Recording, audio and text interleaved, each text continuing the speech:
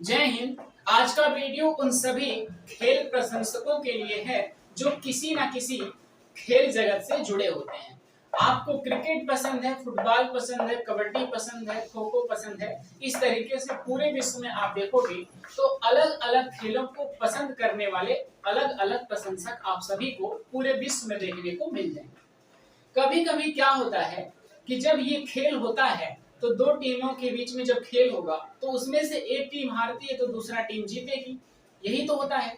उस केस में क्या होता है कि दो प्रशंसकों का आपस में क्लैश होने का बहुत ज्यादा चांस होता है और ये क्लैश अलग अलग जगहों पे देखने को मिल जाता है। अगर अभी रिसेंट की बात किया जाए तो रिसेंटली आपने देखा होगा कि पाकिस्तान और अफगानिस्तान के बीच में जो एशिया कप हुआ था उस केस में अफगानिस्तान के प्रशंसक पाकिस्तान के प्रशंसक से भिड़ गए थे और यही आपको क्लैश जो है भारत के प्रशंसक और पाकिस्तान के प्रशंसकों के बीच में भी देखने को मिल जाता है।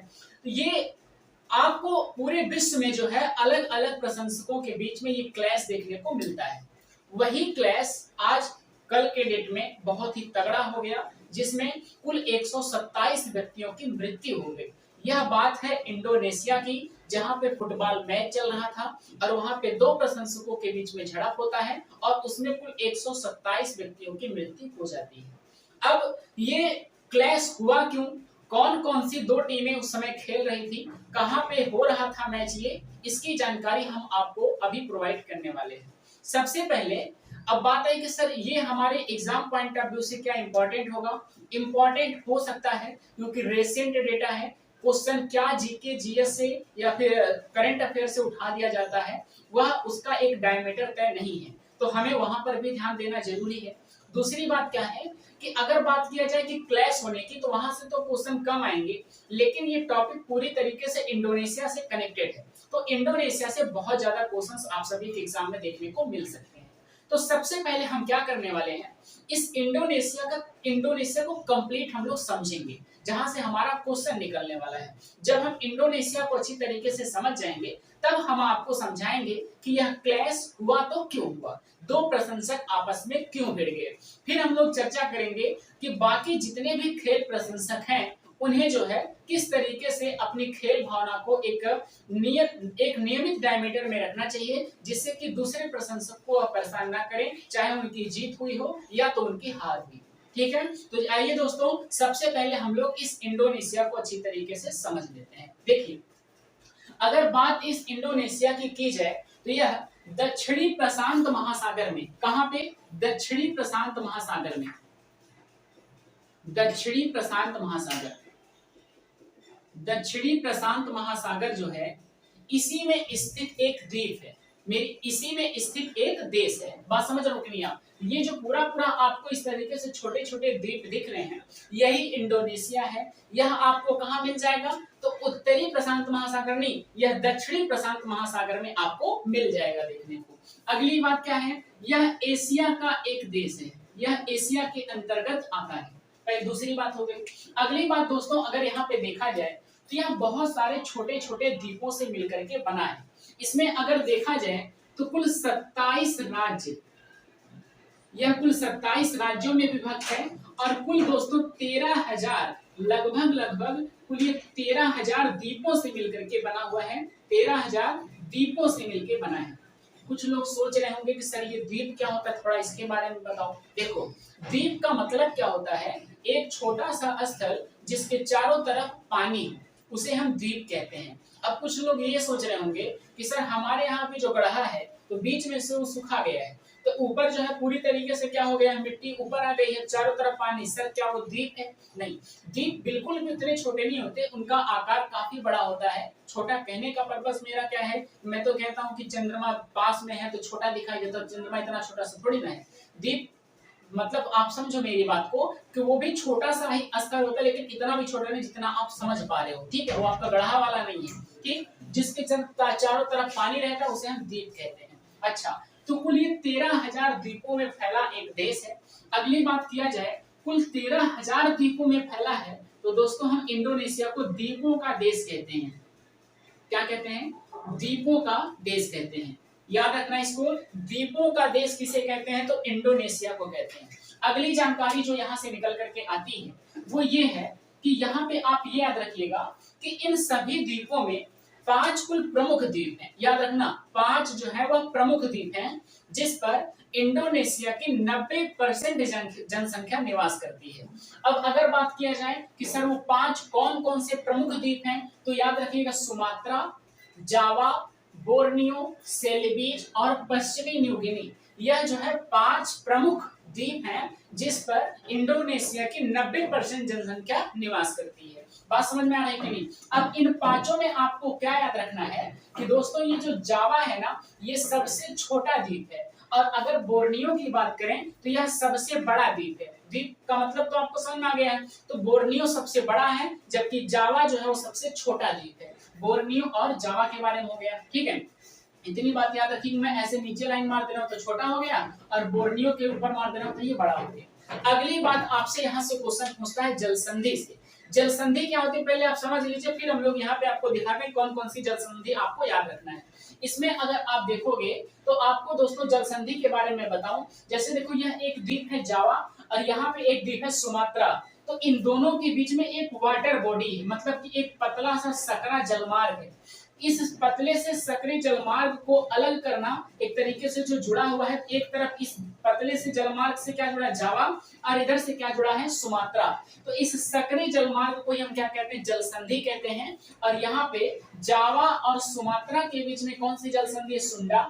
और अगर मलेशिया और सुमात्रा के बीच में पूछे तो मलक्का, और बोर्नियो और सेलेबीज के पूछे में तो मक्कसार जल संधि है।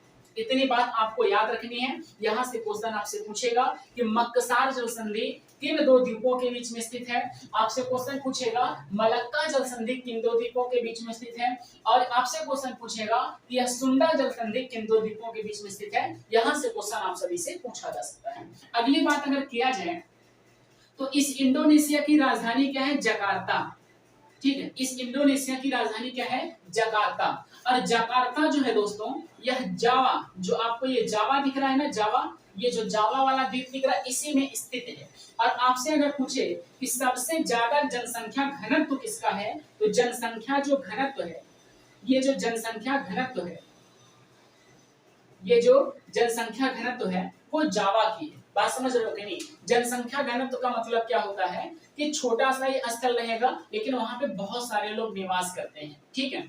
एरिया तो बहुत बड़ा है, जैसे आप लोग रसिया के बारे में आपने देखा होगा कि जो उसका साइबेरिया वाला रीजन है उसका जनसंख्या घनत्व बहुत कम है। इतना बड़ा क्षेत्र है लेकिन रहने वाले व्यक्ति बहुत कम है। लेकिन यूरोप में जो रसिया वाला पार्ट आता है वहां का जनसंख्या घनत्व बहुत तगड़ा है। क्यों? क्योंकि ज्यादातर रसियंस उसी वाले लोकेशन में रहते हैं। बात समझ रहे हो कि नहीं? इसका मतलब उसका जनसंख्या घनत्व ज्यादा है। ये जानकारी आप याद रखिएगा। अगर दोस्तों आपसे पूछा जाए कि राष्ट्रपति यहाँ के कौन है, यहाँ के राष्ट्रपति आपसे पूछे तो आप बताना जोको विडोडो।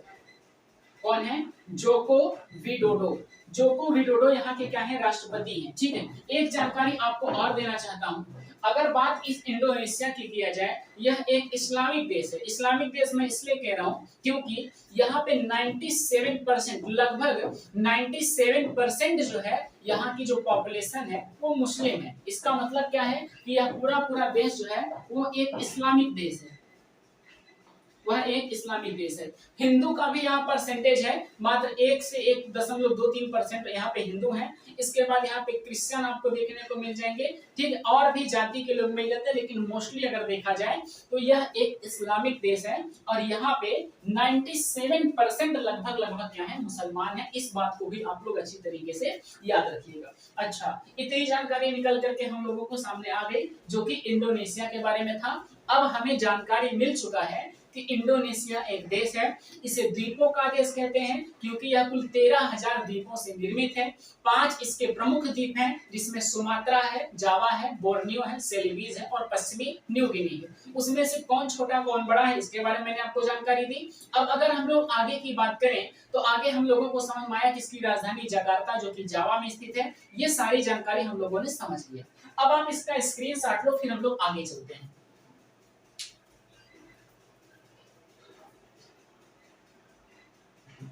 आप लोगों ने स्क्रीनशॉट ले लिया, आप लोगों को कंप्लीटली इंडोनेशिया के बारे में समझ में आ गया। अब आइए हम लोग समझते हैं यह जो खूनी झड़प एक तरीके से हुआ, यह क्यों हुआ?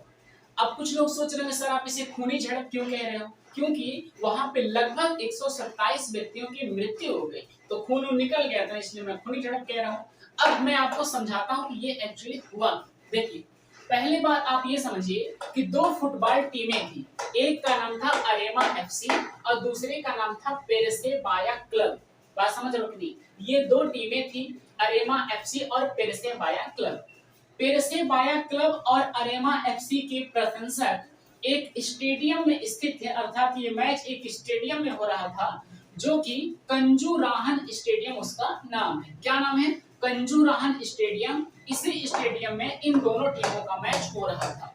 अगर आपसे क्वेश्चन पूछता है ये कहाँ पे स्थित है कंजूराहन स्टेडियम, तो ये जावा में स्थित है, जहां पे इंडोनेशिया की राजधानी जकार्ता स्थित है। अच्छा, अब यहाँ तक बात क्लियर हो गई। सर ठीक है, ये मैच हो रहा है, तो मैच के दौरान हुआ क्या कि इसी स्टेडियम में पेरेसेबाया क्लब के भी प्रशंसक हैं और अरेमा के भी प्रशंसक हैं।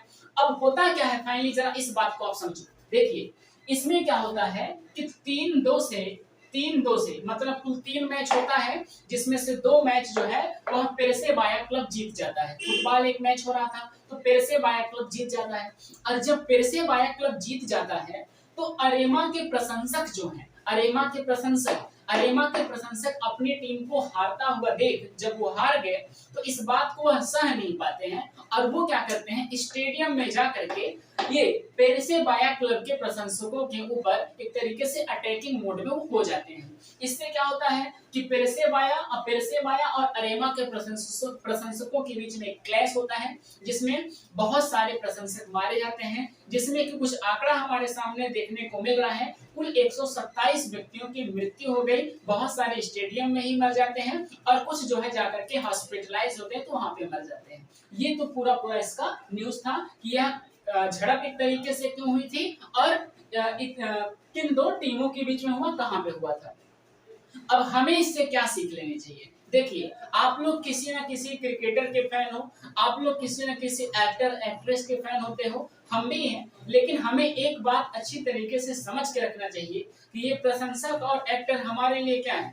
ये दारू पीना हम लोगों को सिखा रहा है और एक तो देखोगे तो रजनीगंधा बेच रहा है। बात समझ रहे हो क्या नहीं? फाल के खाओ विमल पान मसाला का प्रचार कर रहा है, जिसको हम लोग अपना एक तरीके से आइडियल पर्सन मानते हैं, उन्हें हम लोग फॉलो करते हैं। ये किसी के नहीं होते, अपना पैसा कमाने के लिए सारा काम ये करते हैं। तो आप किसी के भी फैन रहो, लेकिन उसके इतने बड़े प्रशंसक ना बन जाओ कि आपको किसी क्लैश का सामना करना पड़े और वहां पे आपकी मृत्यु हो जाए। तो मैं कहना बस इतना चाहता हूँ, प्रशंसक हर टीम का, हर पॉलिटिशियन का, हीरो हीरोइन का, दुनिया भर का सबका प्रशंसक बनो, लेकिन ऐसे प्रशंसक ना बनो कि एक जो है क्लैश हो जाए आप सभी से। इससे आप लोग थोड़ा सा बच के रहना। तो आज के वीडियो में आपने सीखा कि किस तरीके से दो टीमों के बीच में इंडोनेशिया में क्लैश हुआ।